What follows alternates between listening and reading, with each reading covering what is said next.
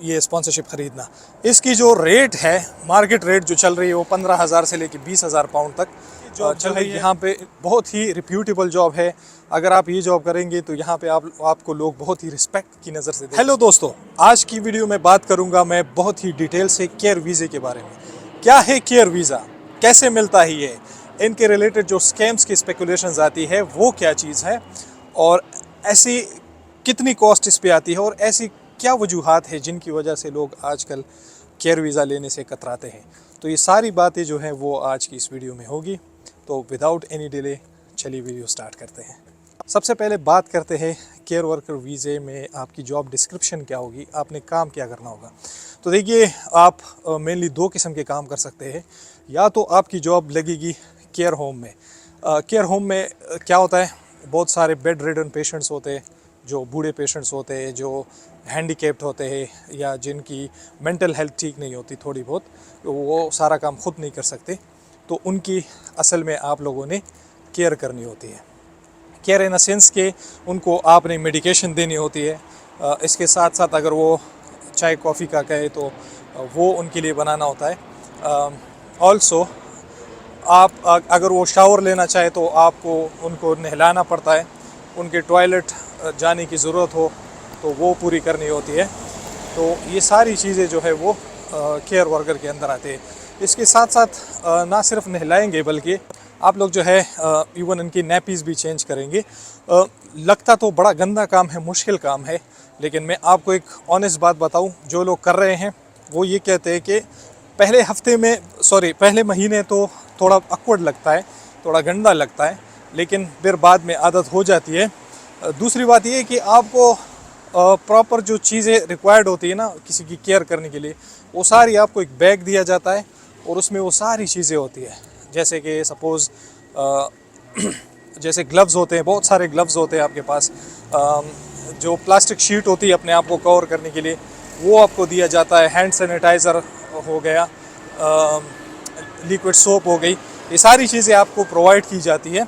लेकिन सबसे इम्पोर्टेंट बात जो लोग आपसे नहीं करते वो ये है कि ये जॉब जो है यहाँ पे बहुत ही रिप्यूटेबल जॉब है। अगर आप ये जॉब करेंगे तो यहाँ पे आपको लोग बहुत ही रिस्पेक्ट की नज़र से देखेंगे, क्योंकि हेल्पिंग अदर्स, जाहिर सी बात है, जहाँ पे लोगों की आप हेल्प करेंगे तो लोग आपकी बहुत ज़्यादा कदर करेंगे।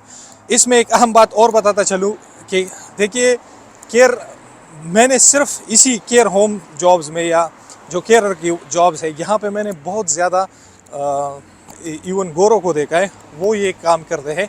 स्पेशली लड़कियाँ यहाँ की यंग लड़कियाँ, I have seen them working as a carer, बहुत सारी, और अब बहुत ही डेडिकेशन से करती है।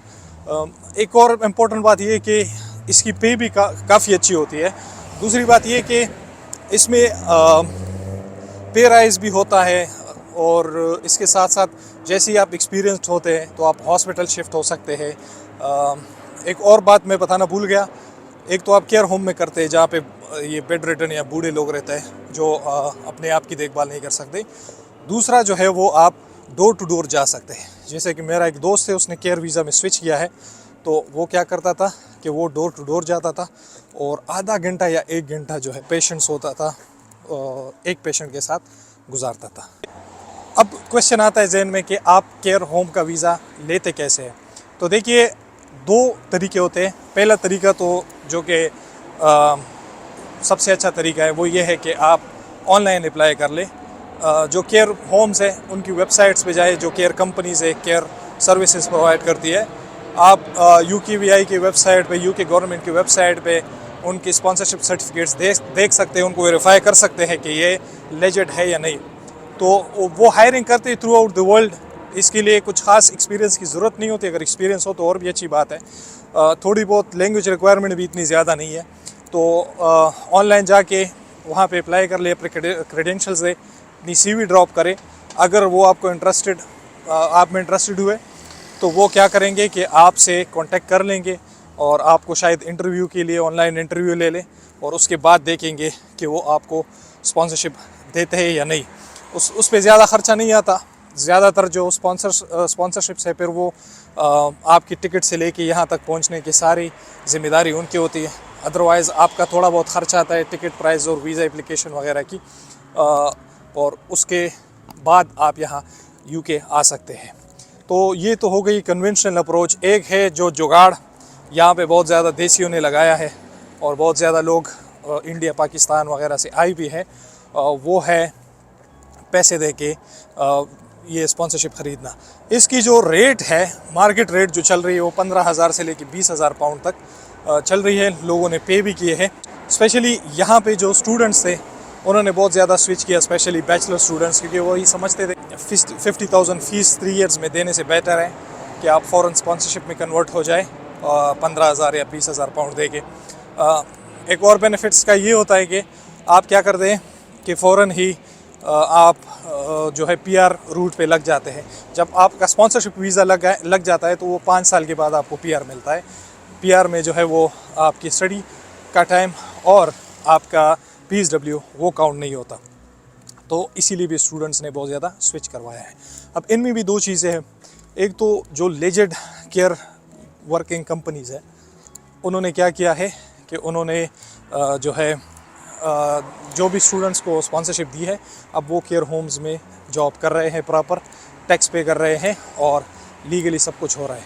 कुछ लोग ऐसे हैं जिन्होंने पैसों से ये तो ले लिया, लेकिन क्या कर रहे हैं कि वो जो है काम कोई और कर रहे हैं और सिर्फ टैक्स भरते हैं, जो कि बहुत ही गलत बात है। ऐसा नहीं करना चाहिए। मेजॉरिटी मैंने देखे कि वो बाहर से जो आए स्पेशली, वो भी कोई केयर होम का काम नहीं करते। वो भी सारा इधर उधर कोई कैश वैश में लग के फिर मंथली जो है वो तकरीबन 400 पाउंड उनको स्पॉन्सरशिप देते हैं। अब यहाँ पे मिक्स्ड रिएक्शंस है। कुछ लोग जो है वो आके खुश है इस जॉब में, कुछ लोग जो है वो खुश नहीं है। दूसरी बात ये है कि क्या आप दूसरे वीज़े में स्विच कर सकते हैं या नहीं। तो देखिए, जब एक बार आपको स्पॉन्सरशिप मिल जाता है तो आपकी एक रिस्पॉन्सिबिलिटी बनती है उन स्पॉन्सर की तरफ जो जिन्होंने आपको दिया होता है कि आप उनके साथ काम करें 5 साल तक। बहुत ही मुश्किल होता है कि आप स्पॉन्सरशिप स्विच कर लें। मैंने सच कोई इसके बारे में पढ़ा नहीं है, लेकिन एक स्पॉन्सर से दूसरे स्पॉन्सर की तरफ जंप करना ये इतना आसान नहीं है। तो दूसरे वीज़े में स्विच करना, और अगर आप स्विच भी करते हैं तो आपको पता है कि आपको फिर और पैसे देने पड़ेंगे, तो चीज़ डबल हो जाएगी। लेकिन जो काम है वो इतना ख़राब काम भी नहीं है जिस तरह हम समझते लोग कर रहे हैं। जिन्होंने स्विच किया है वो सारे लगे हुए हैं, कोई किसी को कोई प्रॉब्लम पेश नहीं आ रही। डिपेंड करता है आपकी जॉब पे। सपोज़ आपकी नाइट शिफ्ट आ गई तो हो सकता है आप सारी रात सिर्फ बैठे रहे फ़ोन यूज़ करते रहे और वो पेशेंट सो रहे हो, तो सारी रात आपको 10-12 घंटे की शिफ्ट हो और आपको काम ही ना करना पड़े। बट लाइक आई सेड, पैसे भी इसके अच्छे हैं। इसके साथ साथ आप इसमें प्रमोट हो सकते हैं ना, जैसे कि सीनियर हेल्थ केयर असिस्टेंट की पोजीशन पे जा सकते हैं। ये आपको ट्रेनिंग्स फ्री में करवाते हैं, फिर आप टेस्ट्स दे के आगे जाते हैं, जैसे दूसरे डिपार्टमेंट्स में होता है, जैसे दूसरी इंडस्ट्रीज़ में होता है। तो इसी तरह यहाँ पे भी आप कर सकते हैं। अच्छा, अब आते हैं स्कैम्स की तरफ कि स्कैम्स कैसे होते हैं। देखिए, जब यूके गवर्नमेंट ने अनाउंस किया कि केयर वर्कर वीज़ा भी जो है वो शॉर्टेज ऑक्यूपेशन लिस्ट में डालेंगे, तो लोगों ने क्या किया कि पहले से यहाँ पे ऑब्वियसली सिर्फ 12-13 पाउंड दे के आप जो है एक कंपनी खोल सकते हैं। तो लोगों ने केयर कंपनीज खोल ली और लोगों को धड़ाधड़ स्पॉन्सरशिप देने लगे। अब बहुत ज़्यादा कंपनीज जो है वो इस स्कैम में पकड़ी गई है।